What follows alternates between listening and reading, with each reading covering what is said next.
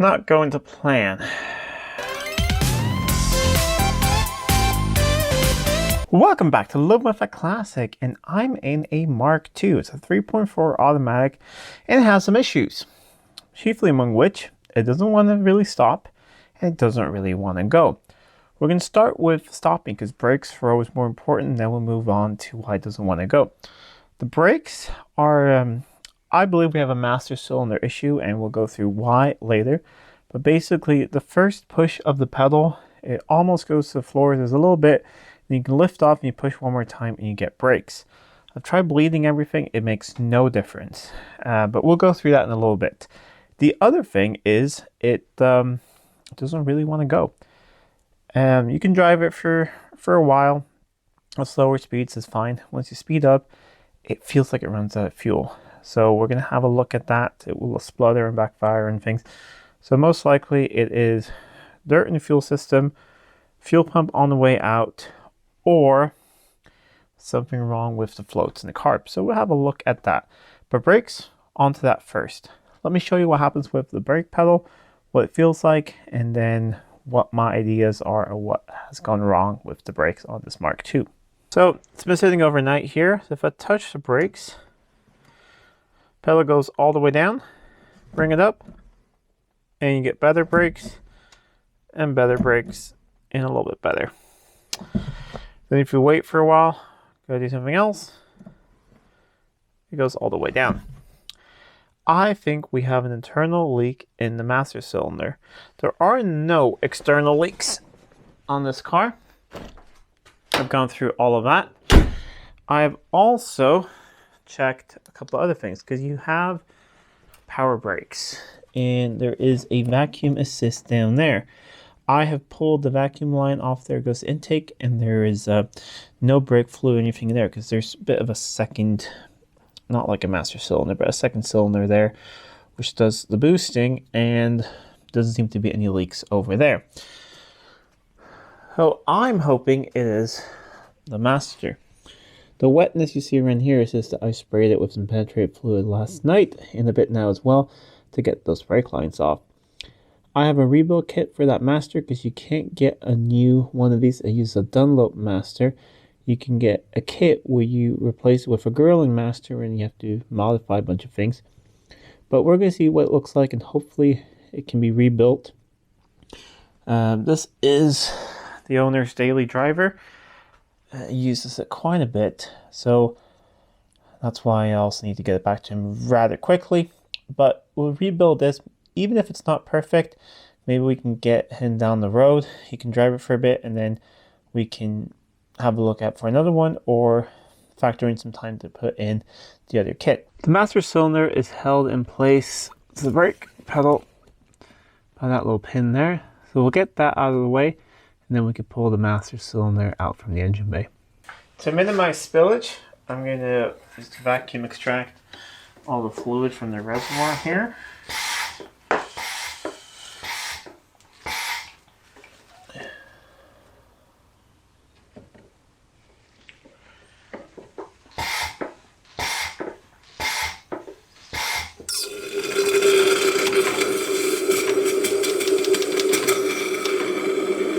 There we go. There will be a little bit left in the line, but we'll put down some rags and do our best to not spill any.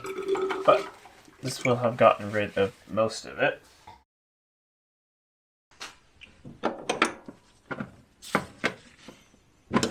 Oh yeah, they're moving pretty nicely. So there's just two lines on here. One for incoming fluid and one for fluid coming out. So that one's moving very nicely. That's one thing, if you get a chance to, for instance, this car arrived yesterday. So in the evening, I pulled it into the workshop because I was working on something else, and then I sprayed all this down and let it sit overnight. And that really does help out.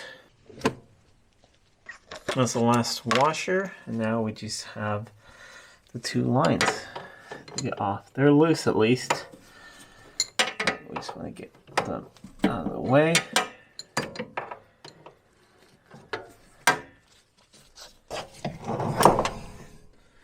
Just some slight prying with a screwdriver, And it's out. Ooh. Okay, yeah. I think we found the issue. Take this to the bench. We'll see if this is possible or not. Hopefully. I might actually have a couple spare ones laying around somewhere. But we'll see what we can do. And, yeah. Alright, some exploratory surgery here. Most brake cylinders are pretty much the same. There's usually a circlip up here that we can get out of the way. I think we're going to get some sort of spray.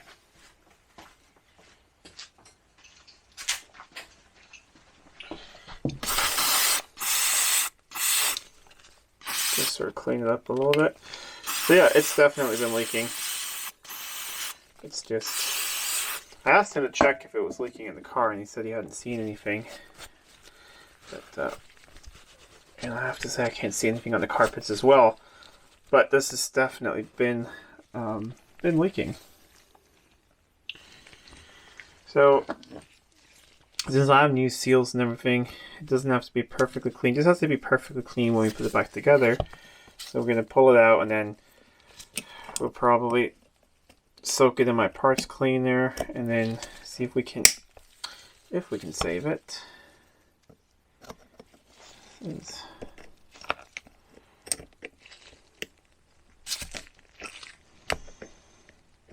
a little bit of a different sort of circlip in here.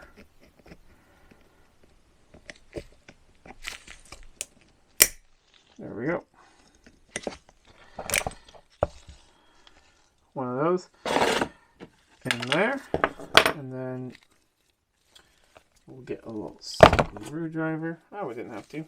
Alright, so I think we will just lay it out like this first on the side in order. Can you see over there? No, you can't. Alright.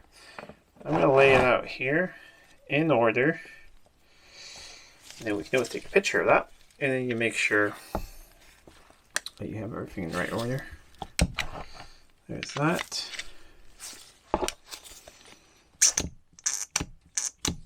It does move pretty nicely though.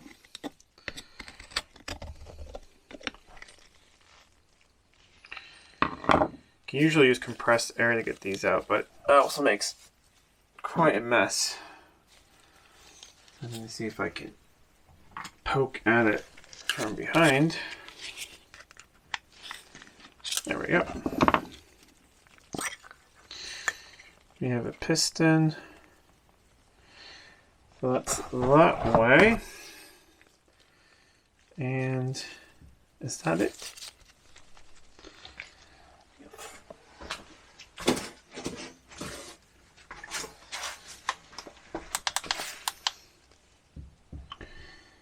What is it? Can you guys see that? What is it? It's empty. It actually doesn't look too bad. There's a little bit right here near the top.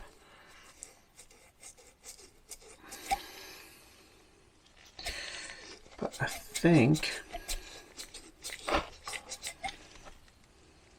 yeah, it's coming off with my finger. I'll be able to clean this up, I think. Will it be perfect? No. But it looks pretty much the same as the one on my XJ6 Series 2, and I rebuilt that almost 5 years ago. And that car still has good brakes. So let me clean up all the components, and I'll get my rebuild kit out, and we'll lay it out, see if it matches, and try and put this back together. Okay, there's a tiny little bit left there. What I've used is, I'm just using, this is basically like WD-40 as a cleaner lubricator, and one of these pads. This is really, really fine stuff. It doesn't really leave any marks. You can squish it up like so, and it will expand. And I'm just moving it in and out, kind of going like this. Remember, it was just the little upper bit here. So it's probably that seal that wasn't sealing. And this is perfect. Ow. But I've talked to the guy, and yeah, he wants the car on the road. We'll see if we can get it acceptable, and then I told him we can have a look for a better cylinder. I have not been able to find one of these Dunlop ones, the way the Girling ones. Yes, there's a whole kit, but it's like, by the time we get it here with imports and everything, is like 400 bucks or something for that kit. So we will see. If this thing was deeply pitted inside and like I could feel it with my finger, then no, we wouldn't do this. But this is just a light thing. And he bought the car in January, and the brakes felt good then. And the thing is, this was someone's just weekend classic, and now when you start using it, things will happen.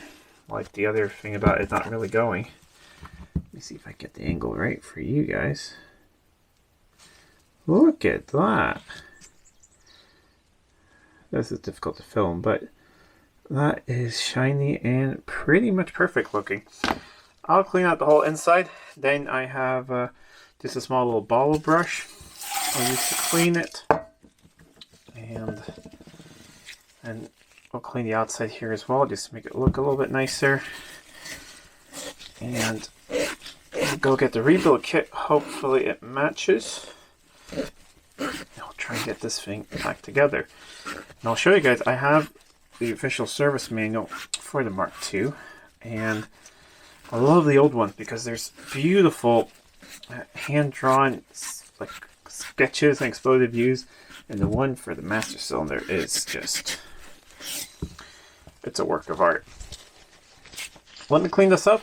We'll get the new parts. I'll show you that exploded view. I also want to make sure that maybe someone's been here before and these are not in the right position. We just want to double check that before we put this all back together. Not going to plan. They sent me the wrong rebuild kit. I'm frustrated. Normally it wouldn't be a big issue, but I am working on this guy's vehicle here over the weekend and he can't eat it on Monday. Yeah, nothing matches. And when you read it, it says Girling. This is Dunlop. On closer inspection, it is just that seal there that's been compromised with the rust going back and forth. That one is just fine.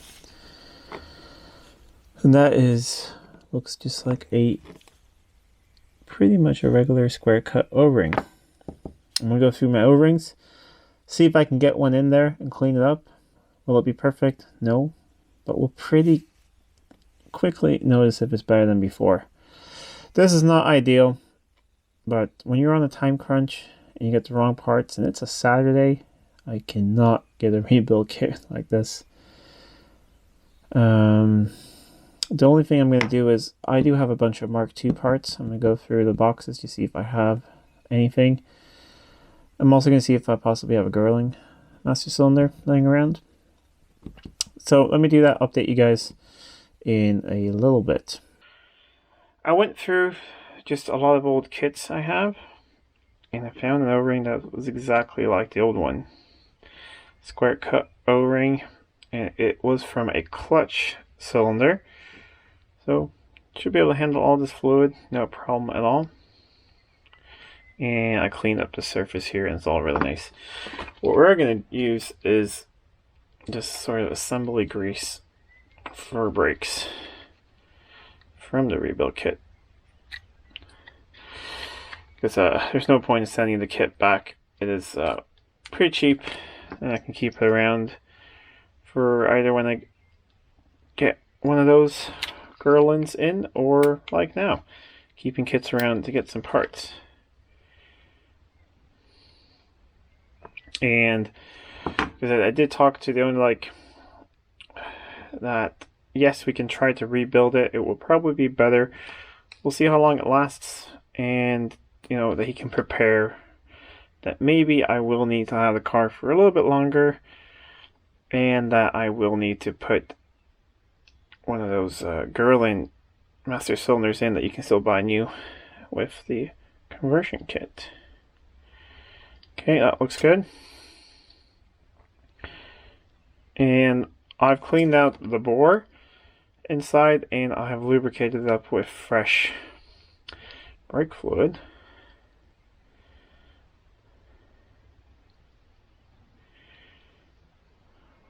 I think this is going to be very, very good. I'll assemble that back together. It's just the same as before. Put that in, insert clip and all of it. Put it back on the car. I'm probably not going to start bleeding it now, but I am just going to let it gravity bleed for a bit. And then we'll move on to some other work on this car and then come back to bleeding the brakes a little bit later. All back together, moving very nice and smoothly. I'm just going to clean up this little dust cap here, slip that on, and then we can put this back in the car. After bleeding the brakes, that pedal feels really good. Goes down just a little bit and goes down the same amount every single time. So I think we may have fixed it. Now we got to move on to why it's not running so well. So let me rephrase that. It is running well. I had it here a couple of weeks ago. First time the customer was here, and it wasn't running really well. And I tuned up the carbs for him. Just because it was just running on one carb. One needle or one jet was down all the way, the other one was really high.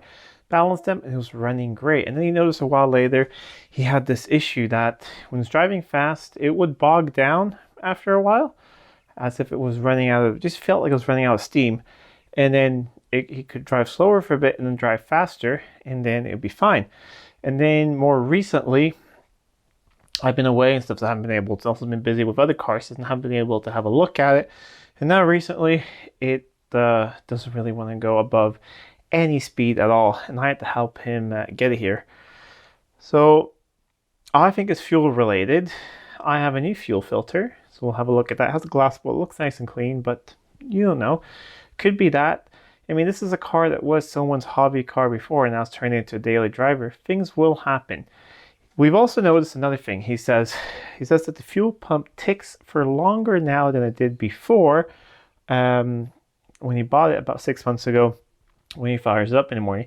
And I noticed that as well, because drove it here yesterday, we parked it up front, and then later in that evening, something like 6 hours later, I was going to pull it in here, and the pump ran for a really, really long time. Yes, there will be some, that fuel will vaporize away and things like that, but it was a long, long time. So I'm wondering if we have some bad valves in the SU pump. And the other thing I'm wondering is, how is the float level?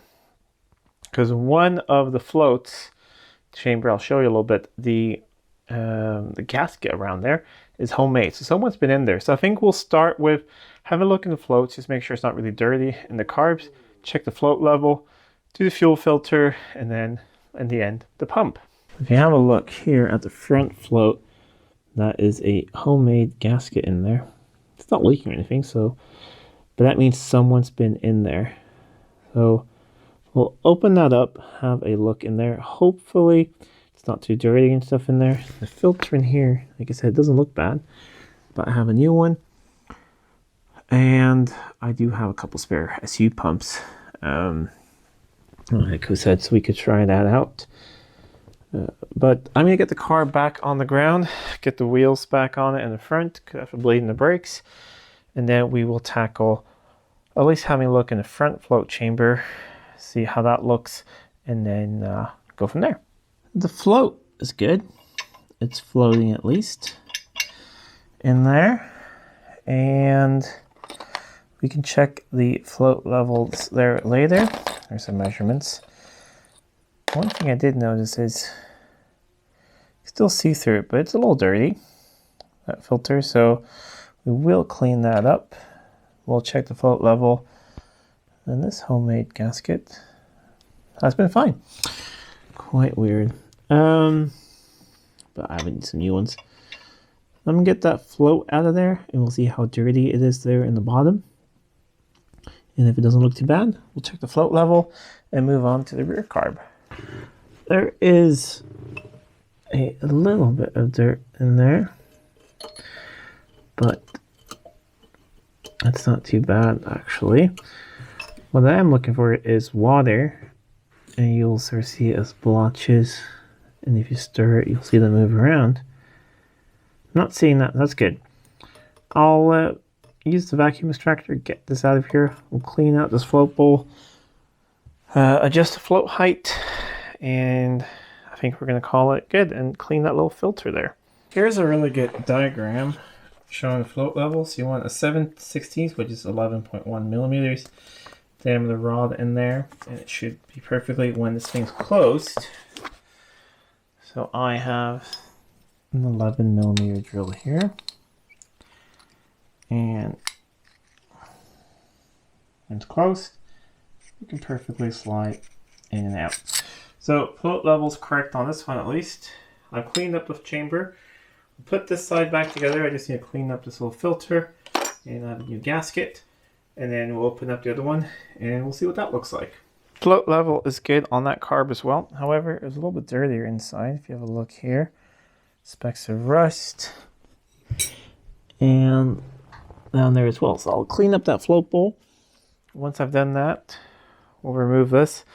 Can't really film it, but there's this little screw there and the glass bowl comes off, and then take the filter out. So we'll have a look then how dirty that is. And once we've done that, I think we're going to check. It's not really a scientific method, but I want to see how good the fuel flow is from that pump, because it should be pretty fast. I think I found the issue. So let's start by looking at a new fuel filter. Let me get the light. You can see in there, there's a hole down there all the way through. This one is completely plugged. There's just mush in there. This container here was clean when I started.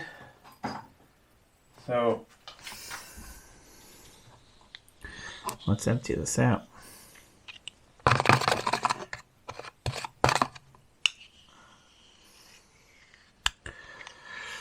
What I have done is I've looked into the gas tank. You can actually see the bottom of a tank of a Mark II from the fuel filler, and that looks nice and shiny and not really dirty at all. So who knows how old all of this is? Who knows when this filter was changed last? But I'm willing to bet that this is the issue. Let's grab a knife. Actually, I'm going to cut this thing open and we'll see inside, because I'm really curious. I've never seen a fuel filter this plugged. Look at all this stuff in here. It is just completely caked. I really hope this shows up on camera here. There's just stuff in there. So yeah, I'm willing to bet that's the issue. So what we're going to do is put a clean filter in. And this car is actually going to come back to me in not that long time to do coolant hoses, because they're old. And then we'll replace the filter again. And we'll see how bad it gets, because what if that's been in there for 10 years? Or what if it's just been there for a year and that happens?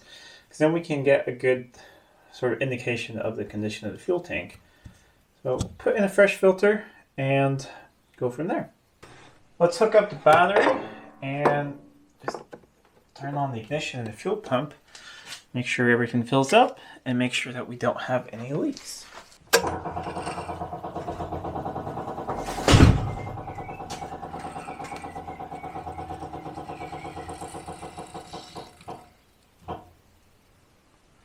And that pump stopped promptly. Before it was running for much, much longer.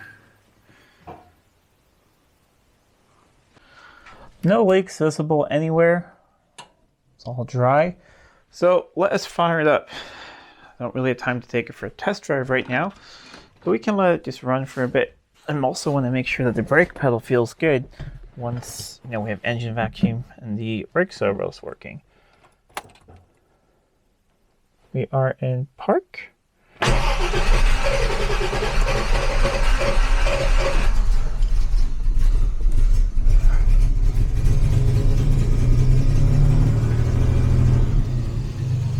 There we go. Once again, let's go check for leaks, or let's feel the brake pedal feels really good.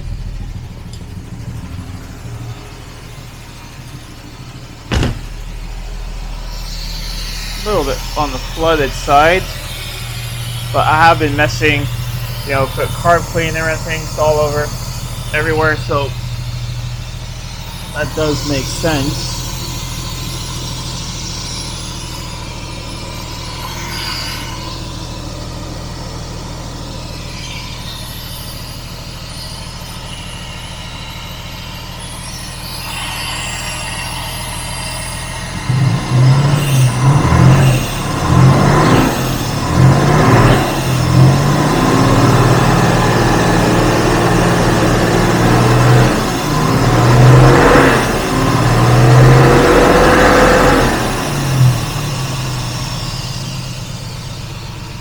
Alright, good. Let it warm up for a little bit and see how it runs off choke. Down to a nice idle now after the enrichment device turned off. I've noticed a tiny leak. It is just a little bit wet right there. Found 2 spare washers in here, new ones, so put them in, and now we have no leaks. And it is running nicely. So we'll go for a test drive a little bit later. I've been out driving for about 20-25 minutes so far, and it's been going well so far. As you know, I live in the mountain ridge. I pulled up the mountain doing about 70 miles an hour. That's like between 3 and 3,500 RPMs just pulling, and hasn't hesitated yet. I mean, it couldn't even make it up the mountain at like 20 miles an hour before. So pulled over here, and I thought we were going to do a little bit of acceleration. I mean, we're not flooring it. This is an old car, it's not mine, but just it should be able to rev at least at 3,000 RPMs. So we'll let it shift into, I think it started out in second there. All right, we'll pull it now. And there it shifted. Yeah, sorry, I wasn't pushing that hard, but we are doing 60 miles an hour, which is way too fast for where we are. But these are my test drive roads. Pretty good, especially right now. It's late on a Saturday evening. Benefits of living where I do: it's pretty late and it's still very light out. Brakes feel really good. Brake pedal goes to the same place all the time, and they feel good. We're coming up to a place here where there's a bit of a hill coming up joining my road, so we'll pull up there and just make sure that it can honestly pull up that hill pretty briskly because it's steep. All right.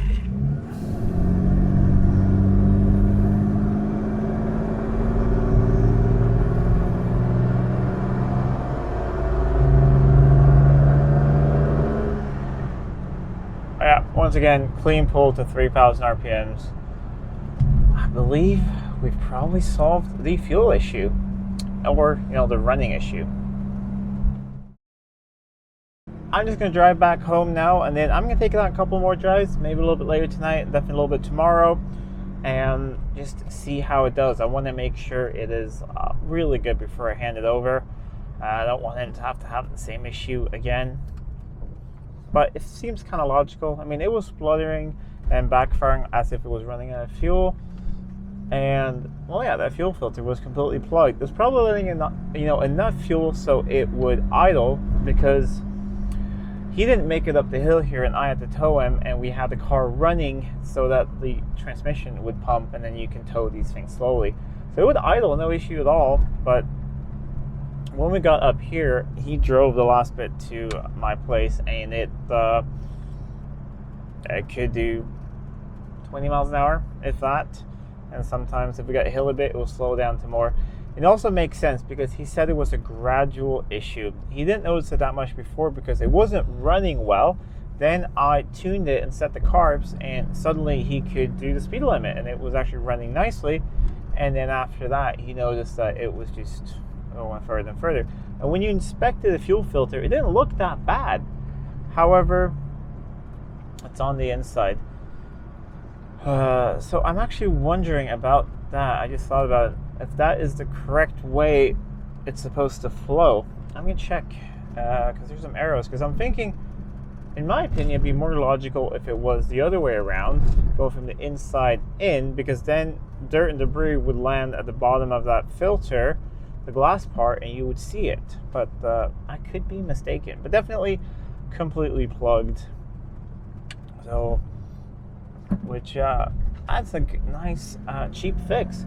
When I did start with cleaning out the carbs and checking the float level, just because it's quite critical on these, and because the carbs were really badly tuned before, I thought maybe someone got in there and messed them. I didn't have any new gaskets, and I saw that there was a homemade gasket. That's why I didn't want to check it last time. But when I was test drove it was fine. But I'm glad I went in there and checked, and it's good, and the float level's good, because then we can put that off the list. And the brakes. It seemed to like it was the master, and that was a classic symptom of a master when you have to sort of double pump it. That is a symptom of it leaking out the back or sucking in air. But now, brakes are good. I mean, Mark IIs, in the day, we were like, oh, disc brakes. There's a little sign on the back warning disc brakes. They're still brakes from the 60s. They're much better than many other cars of that time. However, you can't really compare them to an XJ's disc brake. That thing brakes not like a modern car today, because brakes have gotten extremely good. I think almost too good. But, you know, like a car from the mid-2000s, it will definitely brake like one of those, an XJ. But the Mark II does feel like an older car, but they're lovely to drive.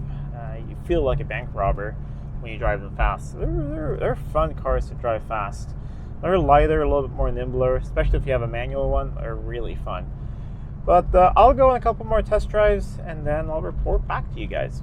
Well, I've been on about 2 hours total driving this car around doing things, and it seems good now. It seems to be running. It seems to be a fuel issue. It's going to come back to me in a couple weeks, and we'll check the fuel filter again, see how bad it is. Because I looked inside the tank, didn't look too bad, but if it is, we'll have to flush the whole system. Hopefully, it's just a really old filter that someone didn't replace. Anyways, if you like this video, please give it a thumbs up and share it with friends. If you're not already subscribed to the channel, please do subscribe to the channel. It really does help out a lot. Until next time, I'm Adam. This is Living with a Classic. I'll see you soon.